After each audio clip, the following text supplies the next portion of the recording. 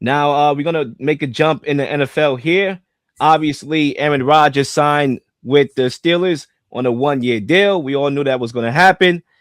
We just knew it was going to take long, per usual. Typical Rodgers theatrics there. Did the Steelers get it right by re-signing Aaron Rodgers? And Lee, the mic is yours.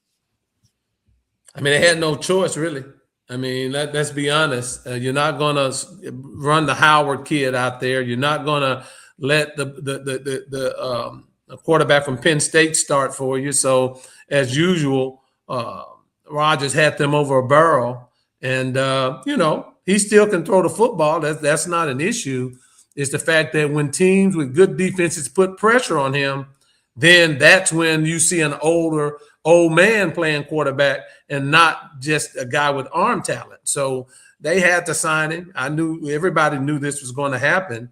When we talk about the schedule, we'll talk about it in a minute, but I think the Steelers is one team that made the playoffs last year that's going to miss it this year because I don't think they've done enough. I think they're an aging team, and I think Aaron Rodgers is aging right along with them. And so, I think they had to re-sign him. I don't think much of the signing, and I don't think much of what the Steelers will be this year. Zay, talk to me. I just don't understand Pittsburgh's thought process from coaching hire, from their offensive standpoint to QB. I had a Pittsburgh Steelers fan tell me that he would rather see his team crumble to the ground and rebuild the proper way with getting top draft picks than to stay mediocre season after season after season, even if it's a winning season, even if it's a playoff appearance. He would rather be horrible for 10 years than to continue seeing mediocrity. And I understand the reasoning, but as a Jets fan, I told him, you don't want to do that.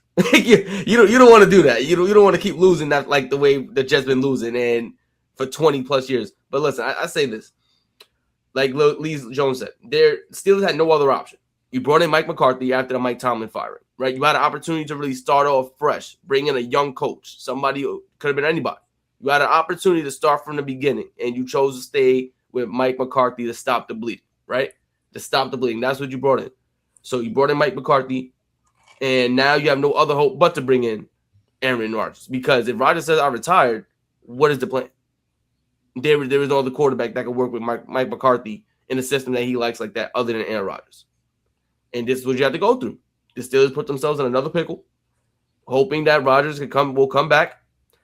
This reality show with McCarthy and Aaron Rodgers returns. It's like Jersey Shore when they came back.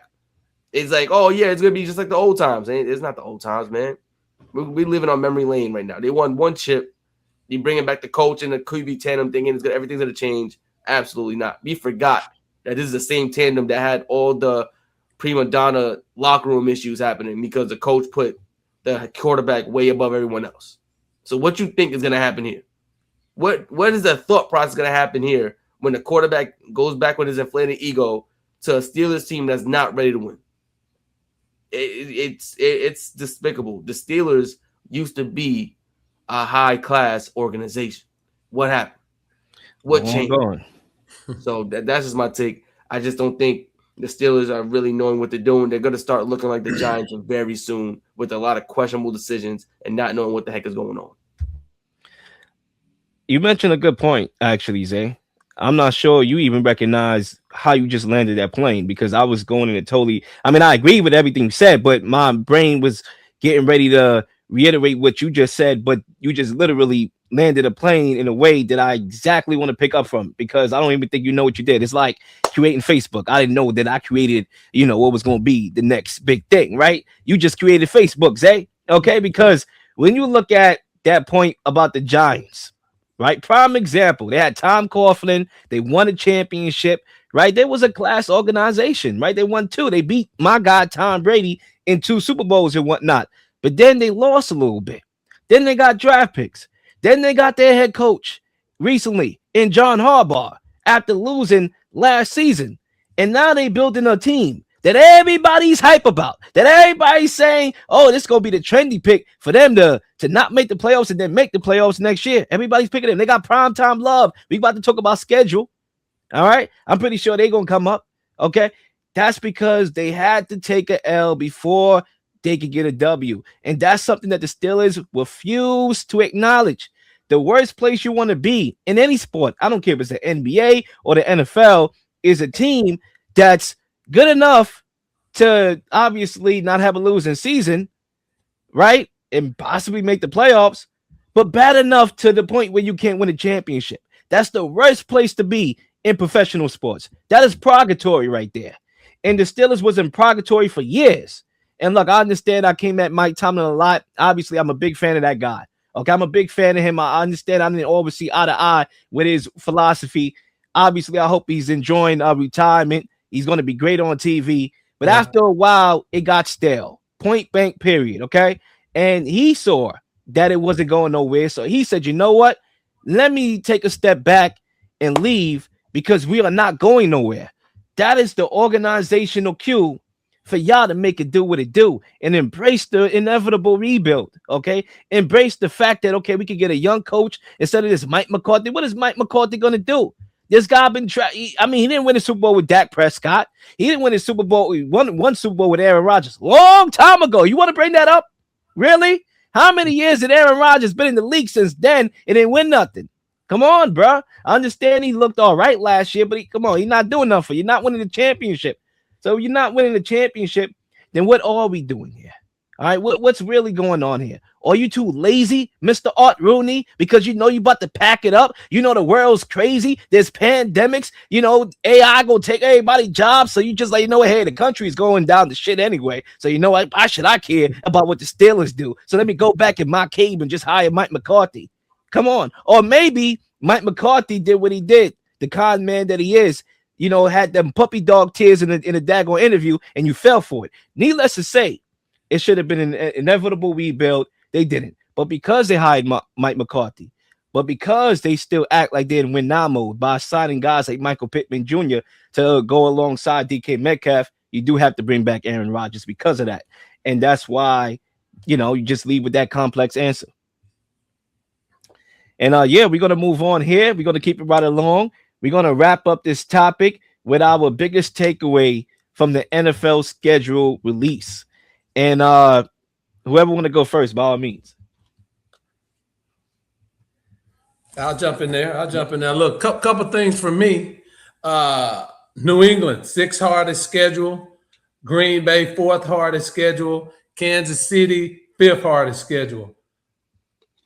Green Bay and Kansas City, I don't think they make the playoffs this year, Leo. I don't think they make the playoffs this year. I think their schedules are as such that, you know, with Parsons, we don't know when he's going to come back for Green Bay, and they look like a shell of themselves last year.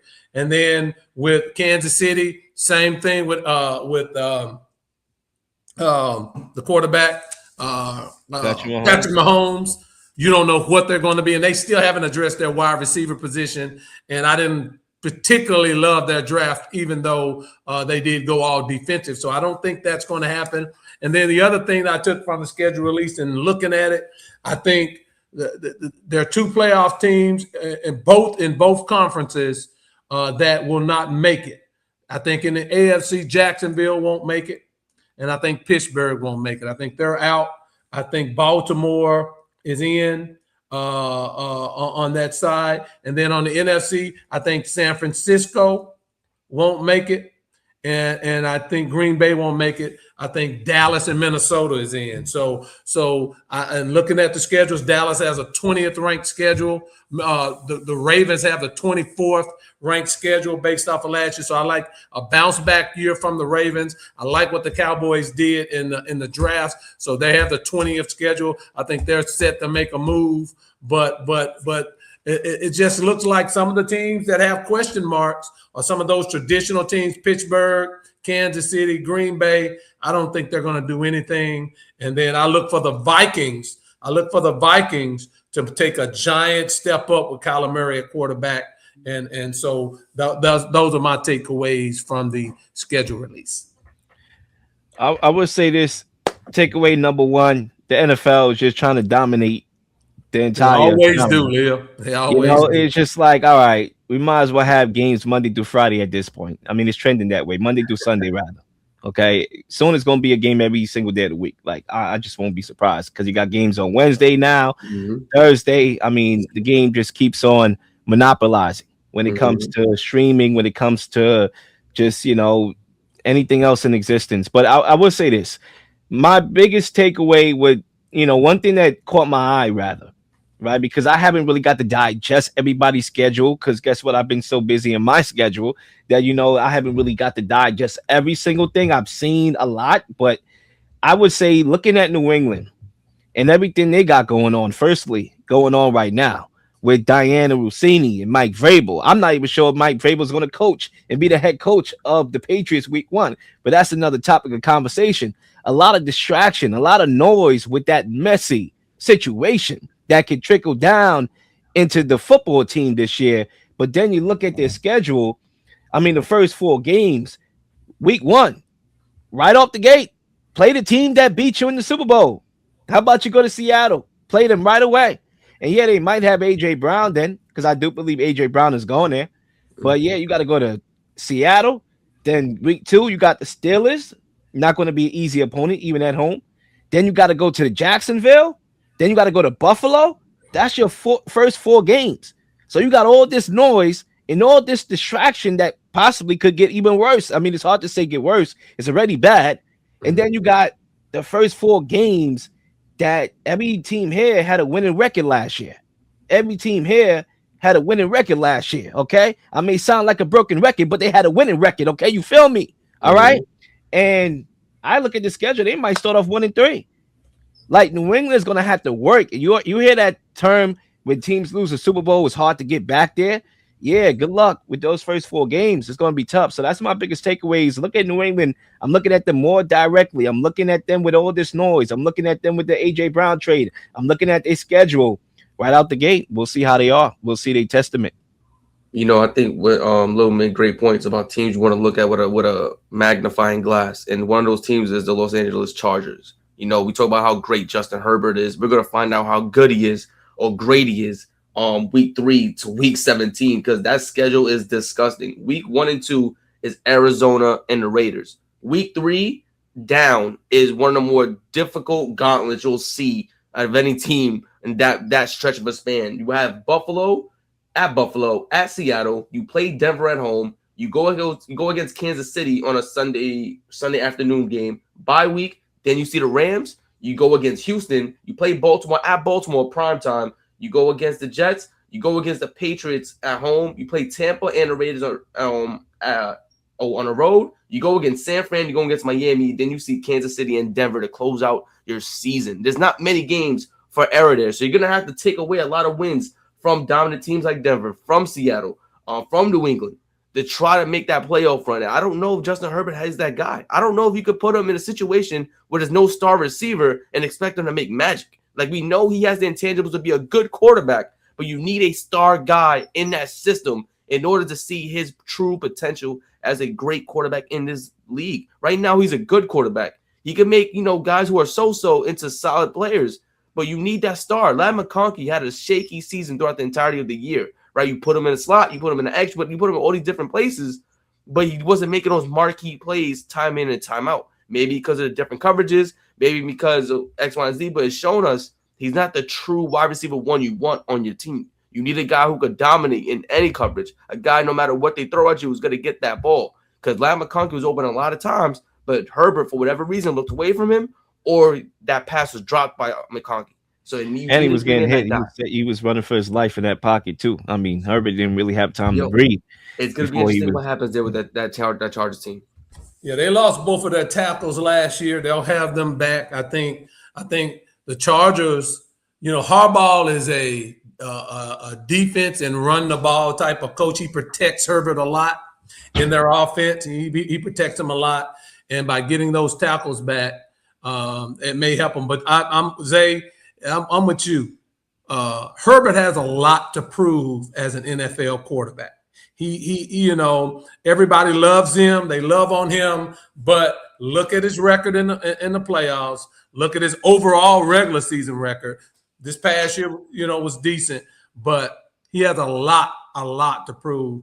But I do think the way Harbaugh coaches football, he keeps them in the games by running the football, playing good defense, and so the Chargers have a chance. And Lil, I think if New England gets A.J. Brown, I think they're a wild card team. I think Buffalo's gonna take that division back, but I think if New England gets A.J. Brown, because they're another team that's going to play defense, they're going to run the football. But if they have a big time receiver in A.J. Brown, I think they can win enough to get to the wild card. And then my last take is watch out for Cincinnati getting in the playoffs as a wild card. Yeah, I think the Chargers need to intervene and try to steal A.J. Brown from New England. I think they could, to add on to Zay's point, I think they should be that team that, sneaks right in there and get Justin Herbert some help. Yeah, good points all around. Good topics all around, NBA, NFL, and I am definitely looking forward to this game that's already underway. And Zay, it was good to have you back on. Lee, it was good to have you again. And to the next time, this is The Real Lil Show. We'll be back for another episode next week. We'll be out, ladies and gentlemen. Peace. Sports, politics, conspiracy theories. We are here to give you our unique perspectives on things happening in the world. It's the one and only The Real Lil on The Real Lil Show.